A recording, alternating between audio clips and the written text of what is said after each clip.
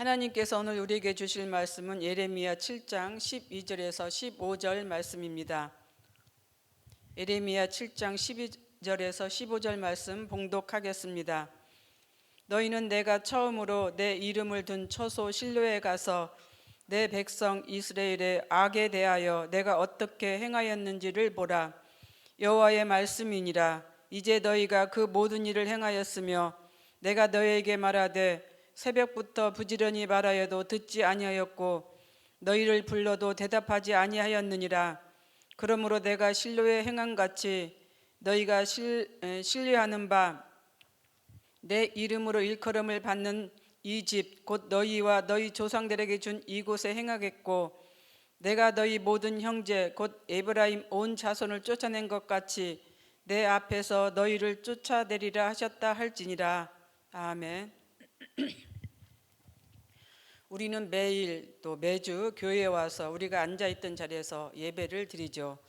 신앙생활을 오래도록 해오신 성도들에게 이 성전과 예배는 가장 소중하고 중요한 자리가 될 것입니다.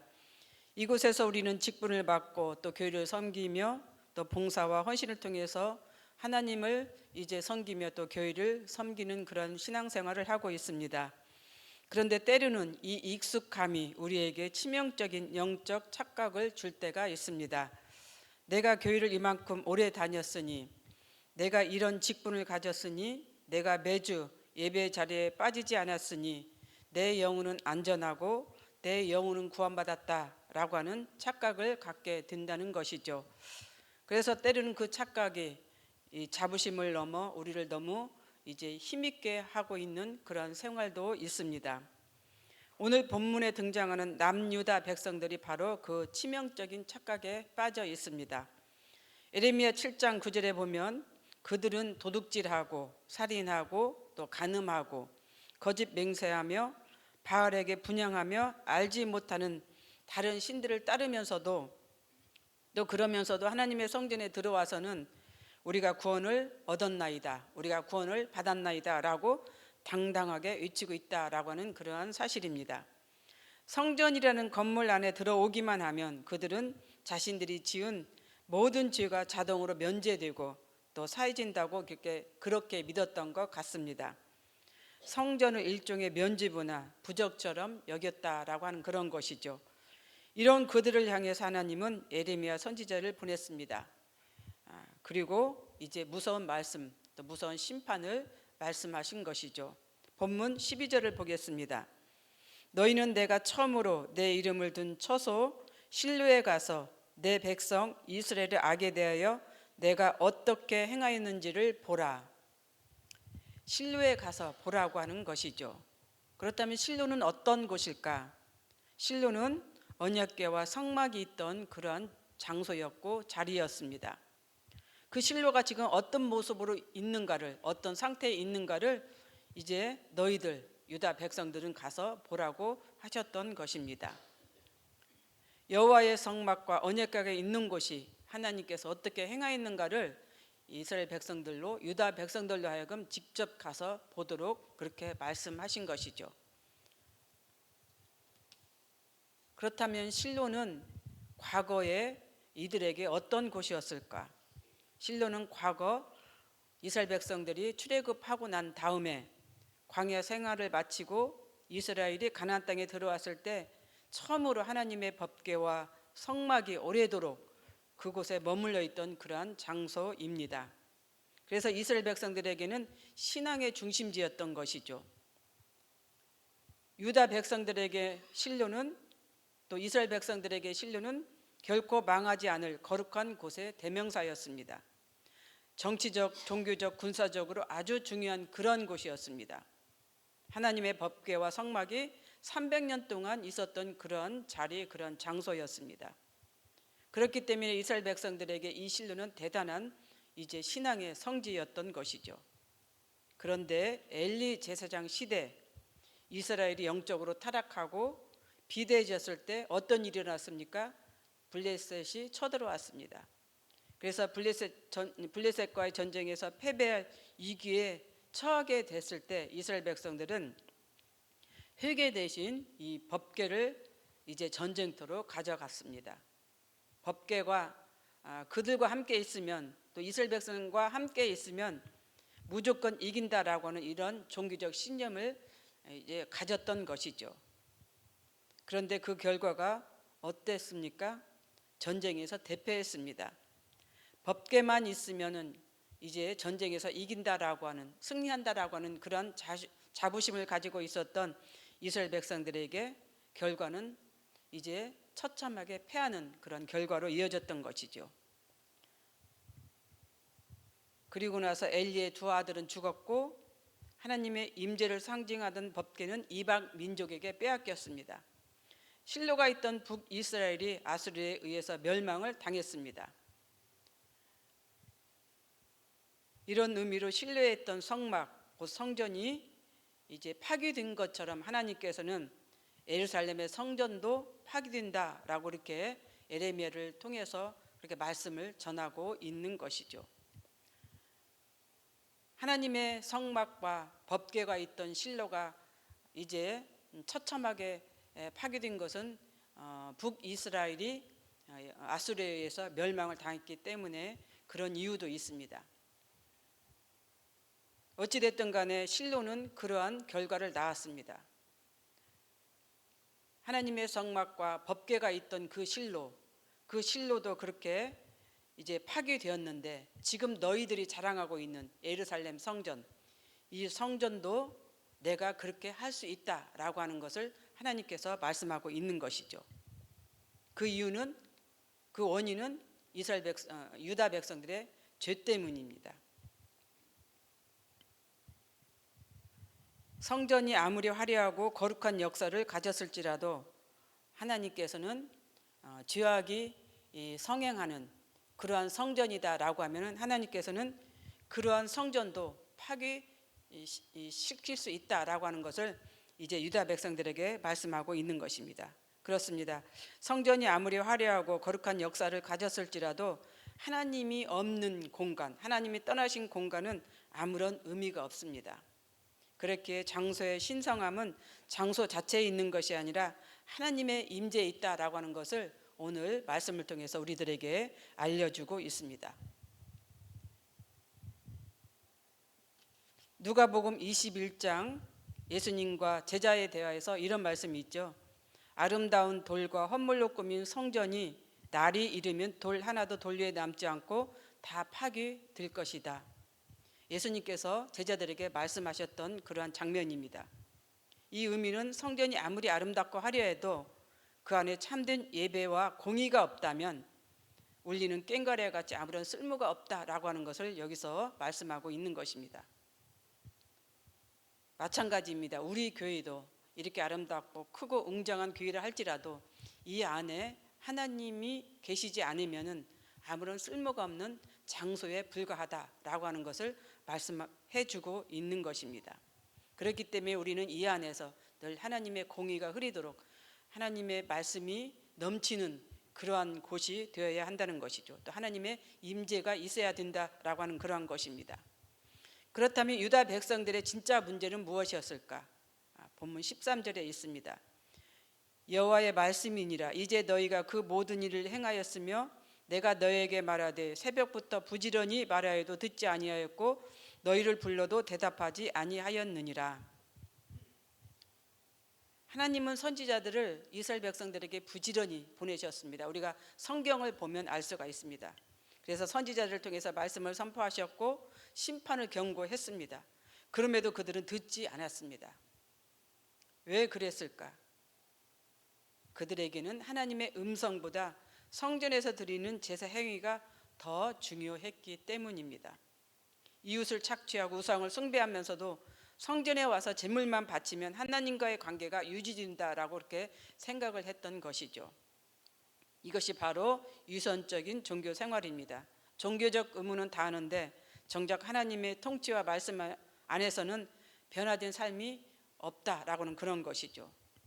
하나님은 그들이 드리는 번제보다는 하나님 말씀에 순종하는 것을 요구하셨습니다. 형식적이고 가시적인 예배, 가시적인 제사가 아니라 신령과 진정으로 드리는 예배를 원하셨던 것입니다.